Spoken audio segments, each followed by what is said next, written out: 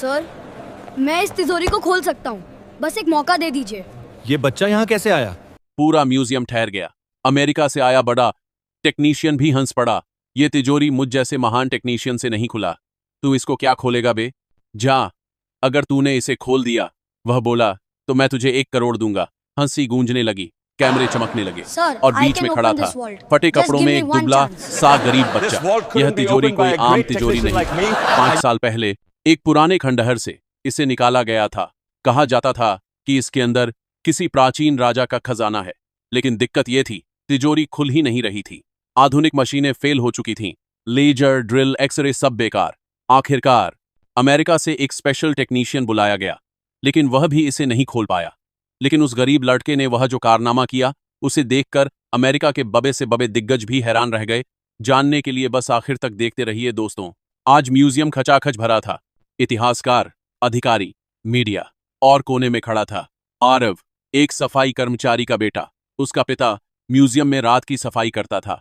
आरव अक्सर उसके साथ आ जाता था, चुपचाप कोनों में बैठकर पुरानी चीजें देखा करता। आज भी वही हुआ। जब टेक्नीशियन ने हार मानते हुए कहा, यह तिजोरी शायद कभी नहीं खुलेगी, तभी वह आवाज आई, सर, मैं खोल सकता हूं। सब पलटकर हंस पड़े। ये बच्चा, सफाई वाले का बेटा? गार्ड उसे हटाने आए, लेकिन बच्चे की आंखों में डर नहीं था, सिर्फ यकीन। जिस हॉल में अभी कुछ सेकंड पहले तक कैमरों की फ्लैश चमक रही थी, लोग हंस रहे थे, विदेशी एक्सपर्ट अंग्रेजी में कुछ समझा रहा था, अचानक वहां सन्नाटा छा गया। सबकी नजरें एक ही दिशा में घूम गईं। वहां खड़ा था फटे कपड़ों में, चप्पल घिसी हुई, दुबला सा एक गरीब बच्चा, उम्र लगभग 13-14 साल, चेहरा धूप में जला हुआ, बाल बिखरे हुए, लेकिन आंखें बिल्कुल स्थिर। अमेरिका से आया बड़ा टेक्नीशियन, जो अभी अभी बड़े कॉन्फिडेंस के साथ यह घोषणा कर चुका था कि यह तिजोरी अब कभी नहीं खुलेगी। पहले तो चौंका, फिर उसके चेहरे पर व्यंग्य की मुस्कान आई। उसने गले में लटका अपना महंगा ईड कार्ड उंगलियों से उछालते हुए कहा, यह मुझ जैसे महान टेक्नीशियन से नहीं खुला, तू इसको क्या खोलेगा बे? भीड़ में हल्की हंसी दौड़ गई। कुछ पत्रकारों ने कैमरे उसकी तरफ घुमा दिए। नया तमाशा शुरू हो गया है वाली भावना के साथ। कुछ अधिकारी बड़बड़ा उठे, सिक्योरिटी कहाँ है? बच्चे को यहां किसने घुसने दिया? गार्ड उसकी तरफ बढ़ गए उसे हटाने के लिए, लेकिन बच्चा अपनी जगह से हिला नहीं। उसकी आवाज कांप नहीं रही थी। उसने दोबारा कहा, सर, अगर आपने मुझे एक मौका दिया, मैं ये ताला खोल सकता हूं। अगर न खोल पाया तो आप मुझे बाहर निकाल दीजिए, लेकिन एक बार कोशिश तो करने दीजिए। एक अधिकारी ने झूंझलाकर कहा, यह कोई खेल नहीं है, यह राष्ट्रीय धरोहर है। 5 साल से दुनिया भर के एक्सपर्ट लगे हैं इस पर। यह बच्चा क्या कर लेगा?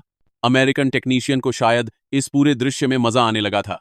वह हंसकर आगे बढ़ा, बच्चे के कंधे पर हल्का सा थाप देते हुए बोला, चल ठीक है हीरो, एक काम करते हैं, अगर तूने इसे खोल दिया तो मैं तुझे 1 करोड़ दूंगा। 1 करोड़, कैश नहीं, चेक, ठीक है? उसने हंसते हुए पीछे मुड़कर क्राउड की तरफ देखा, जैसे कोई सर्कस का एक्ट शुरू कर रहा हो। हंसी गूंजने लगी। कुछ मोबाइल कैमरे और उठ गए। किसी ने फुसफुसाकर कहा, अगर खोल भी दिया तो बाद में बोल देगा मजाक था। किसी ने कहा, चलो देखो बच्चा क्या नौटंकी करेगा।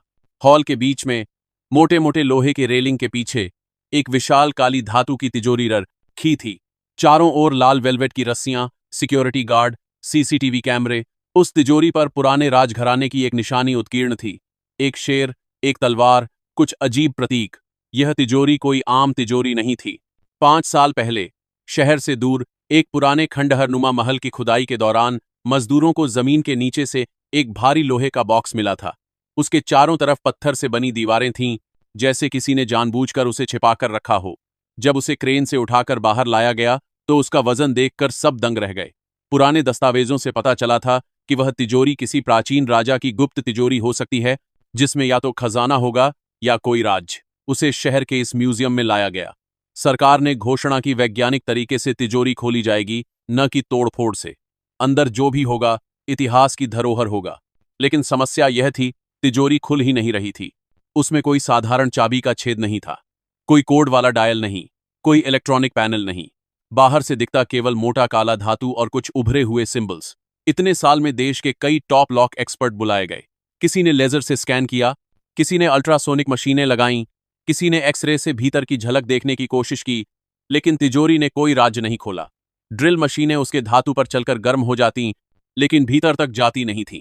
ऐसा लग रहा था जैसे तिजोरी को बनाते समय यह सोचकर डिजाइन किया गया था कि कोई भी आधुनिक तरीका उसे नहीं तोड़ पाएगा। आखिरकार अमेरिका की एक बड़ी सिक्योरिटी टेक कंपनी से स्पेशल टेक्नीशियन बुलाया गया। उसका इंट्रो म्यूजियम की दीवारों पर चिपक चुके पोस्टरों में भी लिखा था, दुनिया की सबसे कॉम्प्लेक्स सेफ्स खोलने वाला विशेषज्ञ। आज वही फ्लाइट से आकर मीडिया की मौजूदगी में तिजोरी को खोलने की कोशिश कर रहा था। उसने भी मशीनें लगाईं, सेंसर्स लगाए, वाइब्रो एनालिसिस किया, लेकिन घंटों की मेहनत के बाद उसने हार मान ली। उसने माइक पकड़ा और कहा, this safe might never open. शायद इसे बिना ओरिजिनल की या सीक्रेट नॉलेज के खोलना ऑलमोस्ट इम्पॉसिबल है। इसी नेवर वाले मोमेंट के बीच कोने में खड़ा एक लड़का आगे बढ़ा। उसका नाम था आरव। वह म्यूजियम के लिए काम नहीं करता था। वह किसी विजिटर के साथ नहीं आया था। वह तो सफाई कर्मचारी का बेटा था।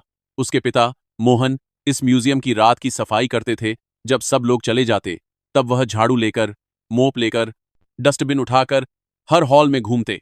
कई बार रात को देर से लौटते तो आरव भी उनके साथ आता, क्योंकि घर पर अकेला रहना उसे अच्छा नहीं लगता था। बचपन से ही आरव ने इस म्यूजियम की दीवारों, मूर्तियों, पुरानी तलवारों, सिक्कों, चित्रों को दूसरी नजर से देखा था। जब उसके पिता झाड़ू लगाते, वह कोनों में बैठकर उन पर लगे छोटे छोटे बोर्ड पढ़ने की कोशिश करता। कभी कभी गार्ड उसे डांट देते, ये सब छूना नहीं है, लेकिन उसकी आंखें हर चीज को निरीक्षण की तरह देखतीं। Pattern, symbol, shapes, lock, hinges. एक और अजीब बात थी, आरव के दादा, जो अब इस दुनिया में नहीं थे, अक्सर कहा करते थे, हम कभी राजा के लोगों में से थे। बचपन में आरव को ये बातें कहानी जैसी लगती थीं, जैसे दादा कोई फालतू की शान बघर रहे हों। लेकिन दादा जो कुछ बताते उसमें डिटेल इतनी होती कि वह कभी कभी सोच में पड़ जाता। जैसे दादा कहें, हमारे पुरखे ताले बनाते थे, वो भी ऐसे कि कोई खोल न सके, और ऐसे भी कि जो चाहे खोल सके। राजाओं के खजाने की रक्षा का जिम्मा हमारी ही पीढ़ी पर था। जब दादा गुजर गए तो यह बातें भी हवा में खोती चली गईं। लेकिन एक दिन म्यूजियम के पीछे के हिस्से में, एक पुरानी लाइब्रेरी के स्टोर रूम जैसे कमरे में, जहां टूटी कुर्सियां, पुराने बक्से और नाकाम पोस्टर रखे थे, आरव को कुछ अजीब मिला। वह अपने पिता के साथ रात की शिफ्ट में आया था। उसके पिता और एक और सफाई वाला आदमी उस कमरे की सफाई कर रहे थे। चीजें हटाते हटाते एक पुराने वुडन ट्रंक का ढक्कन खुल गया। उसके अंदर धूल से भरी कुछ किताबें थीं, हाथ से लिखी हुई, पीले पड़ चुके पन्ने, फटी हुई जिल्द। जब सब चले गए तो आरव चुपके से वापस उसी कमरे में गया। उसने एक किताब उठाकर खोली। उस किताब में चित्र थे, अजीब अजीब निशान, ताले के डिजाइन, गियर, तिजोरियों के सेक्शन, और उनके साथ साथ कुछ गुप्त तरीके, सिंबल बेस्ड कॉम्बिनेशन। कई जगह एक ही निशान उसे म्यूजियम की तिजोरी पर बने निशान जैसा लगा। उसकी धड़कन तेज हो गई। कुछ पन्नों पर लिखा था, राज तिजोरी के गुप्त ताले का विधान, केवल वंशजों के लिए, बिना ध्वनि के खुलने वाली तिजोरी, याद से खुलने वाले लॉक। उसने पूरा नहीं समझा, लेकिन इनफ समझ गया कि यह कोई मामूली डायरी नहीं है। उसे याद आया, दादा कहा करते थे, हमारे पास वो विद्या थी जिससे तिजोरी बिना चाबी खुले और बिना तोड़ फोड़ के बंद भी हो जाए। कई रातों तक जब उसके पिता ऊपर वाले हॉल में सफाई करते रहते, आरव नीचे के स्टोर रूम में बैठकर उन किताबों को पढ़ने की कोशिश करता। लैंग्वेज पुरानी थी, पर धीरे धीरे उसे सिंबल्स की भाषा समझ आने लगी। हर निशान का मतलब, हर स्क्रैच की जगह का लॉजिक। वह खाली एयर में हाथों से पैटर्न बनाकर प्रैक्टिस करता, जैसे इनविजिबल ताले को खोल रहा हो। और फिर 5 साल पुरानी उस तिजोरी की खबर जब पहली बार म्यूजियम में आई तो उसके अंदर कुछ हिल गया। जब उसने पहली बार उस तिजोरी को देखा तो वह ठिठक गया। ये वही पैटर्न है। तिजोरी पर बने कुछ निशान, कुछ कॉर्नर कट्स, किताबों के डिजाइन से मिलते जुलते थे। उसी दिन से उसके दिमाग में एक पागल सा विचार घूमने लगा, क्या ये वही राज तिजोरी हो सकती है जिसकी बात दादा किया करते थे? क्या हमारे पूर्वजों ने यह लॉक बनाया था? वह घर आकर नोटबुक में स्केच बनाता, रात को किताबों से सिंबल्स कंपेयर करता। धीरे धीरे उसके दिमाग में पूरा ताले का नक्शा बनता गया। उसे समझ आया कि यह कोई रैंडम ब्लॉक ऑफ मेटल नहीं, यह inner locking plates, sliding wages और वेट बेस्ड मैकेनिज्म्स का जाल है, जो कुछ खास जगहों पर हल्का दबाव डालने से अनलॉक हो सकते हैं। लेकिन यह सब केवल थ्योरी थी, उसे प्रैक्टिकल करने का मौका नहीं था। आज जब फॉरेन टेक्नीशियन ने हार मानते हुए कहा, यह तिजोरी शायद कभी नहीं खुलेगी, तब आरव के अंदर कुछ टूटने को आया। उसे लगा जैसे उसके पुरखों की विद्या को किसी ने बेइज्जत कर दिया हो। उसी इंपल्स में उसने आवाज लगा दी, सर, मैं खोल सकता हूं। अब वह इस मुकाम तक पहुंच चुका था कि या तो वह पूरी तरह पागल कहा जाएगा या इतिहास बदल देगा। अमेरिकन टेक्नीशियन ने मजाक में चैलेंज दे दिया। भीड़ ने तमाशा मान लिया। अब सबकी निगाह बीच में खड़े बच्चे पर थी। आरव धीरे धीरे आगे बढ़ा। उसके पिता भीड़ के पीछे से भागते हुए आए। अरे बेटा, तू क्या कर रहा है? ये सब बड़े लोगों का काम है, नीचे उतर जा। लेकिन अब बात पिता बेटे की नहीं रही थी। यह बात उसके विश्वास और पूरी वंश पर लग चुकी झूठी शान की थी। उसने तिजोरी के पास जाकर हाथ से उसकी ठंडी सतह को छुआ। धातु ठंडी थी, लेकिन उसके अंदर गर्म लहर जा रही थी। उसने गहरी सांस ली। उसने किसी मशीन की मांग नहीं की, न कोई हथौड़ा, न कोई टूल। सबको लगा कि अब ये बच्चा किसी फिल्म जैसा कुछ करेगा, दोनों हाथ फैलाकर आंख बंद करेगा, मंत्र वगैरह बोलेगा। लेकिन उसने कुछ भी ऐसा नहीं किया। उसने बस अपने हाथों की उंगलियां तिजोरी की सतह पर रखीं, ऊपर बने सिंबल्स को हल्के से छुआ, जैसे उन्हें पहचान रहा हो। उसने तिजोरी के एक साइड पर, किनारों के पास, उस जगह हाथ रखा जहां हल्का सा उभरा हुआ हिस्सा था जो आम आदमी की नजर से छूट सकता था, लेकिन किसी ट्रैक्ट एंड आंख से देखो तो वह फालतू नहीं लगता। उसने पहले उंगलियों से कुछ खास जगहों पर हल्की थाप दी, ढक ढक, जैसे किसी इनविजिबल पैटर्न के हिसाब से। धातु के अंदर कहीं से हल्की हल्की गूंज आई। फिर उसने दोनों हाथों से दो अलग अलग जगहों पर एक साथ दबाव डाला, फिर छोड़ा, फिर तीसरी जगह पर हाथ रखा। उसका पूरा अटेंशन उन किताबों की याद में था। पहले ऊपर वाली प्लेट, फिर नीचे का वेज, फिर दाहिने की स्लाइड। मीडिया वालों को यह सब धीमा और बोरिंग लग रहा था। कुछ ने कैमरा नीचे कर लिया, कुछ नहीं होगा, बस टाइम पास है। कोई विस्पर कर रहा था, देखना, थोड़ी देर में गार्ड इसे हटाएंगे। हॉल में केवल कुछ लोगों की सांसें सच में रुकी हुई थीं, उसके पिता, कुछ पुराने कर्मचारी जिन्होंने उसे रात को लाइब्रेरी में बैठा देखा था, और शायद वह इंजीनियर जो वंडर से देख रहा था कि यह लड़का रैंडम नहीं, बहुत खास पैटर्न के साथ टच कर रहा है। आरव ने आखिरी बार तिजोरी के एक किनारे पर हथेली रखी और बहुत हल्के लेकिन स्टेडी प्रेशर के साथ कुछ सेंटीमीटर स्लाइड जैसा मोशन किया, जैसे इनविजिबल लॉक को अपनी जगह से खिसका रहा हो। क्लिक! एक बेहद हल्की आवाज आई, इतनी हल्की कि कुछ लोगों को तो सुनाई ही नहीं दी, लेकिन जो तिजोरी के पास खड़े थे उनके कानों ने उस आवाज को पकड़ लिया। फिर अंदर से किसी भारी चीज के सरकने की आवाज आई, गुड़ गुड़ गुड़, जैसे कोई मेटल प्लेट नीचे की तरह गिर रही हो। अगले ही पल तिजोरी का भारी द्वार थोड़ा सा अपने आप आगे की तरफ झुक गया। किसी ने धीरे से धक्का दिया और तिजोरी का दरवाजा खुल गया। पूरा म्यूजियम सन्न हो गया। कुछ सेकंड तक तो किसी को समझ ही नहीं आया कि हुआ क्या है। फिर अचानक कैमरों की फ्लैश एकदम तेज हो गई। भीड़ में एक वेव की तरह शोर उठा। खुल गई, तिजोरी खुल गई। किसी ने चिल्लाकर कहा, इम्पो एस साइबल।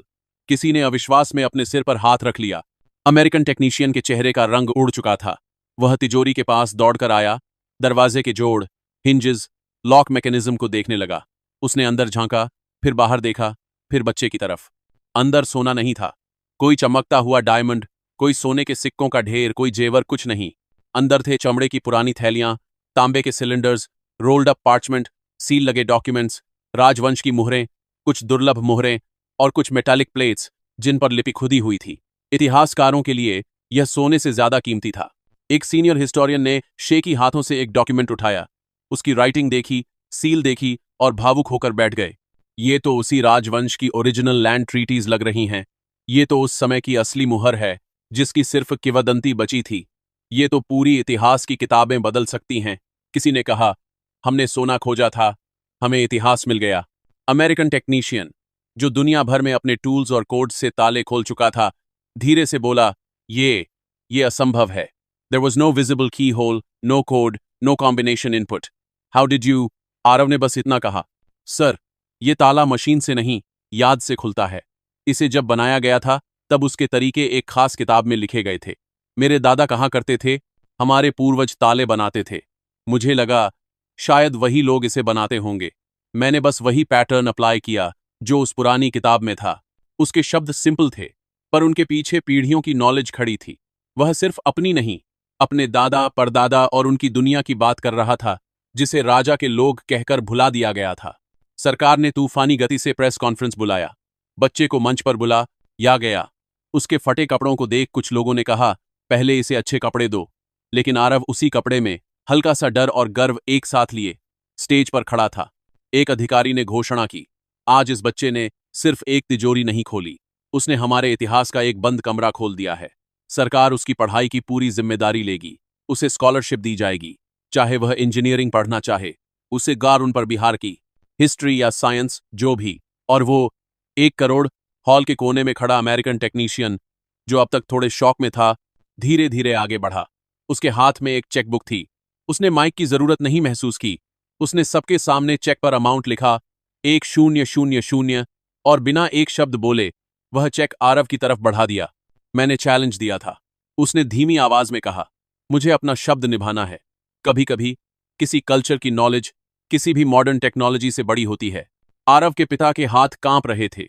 उन्हें समझ नहीं आ रहा था कि ज्यादा वजन किसका है, उस चेक का, उस पल का, या अपने बेटे के कंधों पर अचानक आ गिरी उम्मीदों का। लेकिन असली बात पैसे की नहीं थी।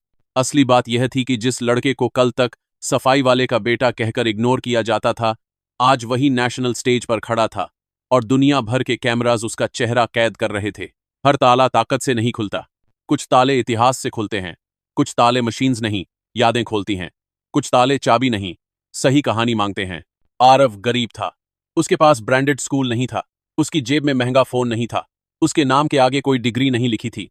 लेकिन उसकी जानकारी अमीर थी, पीढ़ियों की लेगेसी से, जिज्ञासा से और उस करेज से जो उसे भीड़ के बीच से आगे लाने के लिए काफी था। अगर आपको लगता है कि टैलेंट जगह नहीं देखता, डिग्री नहीं पूछता, सिर्फ मौका मांगता है, तो बस इतना याद रखिए, मौका हर बच्चे को मिलना चाहिए।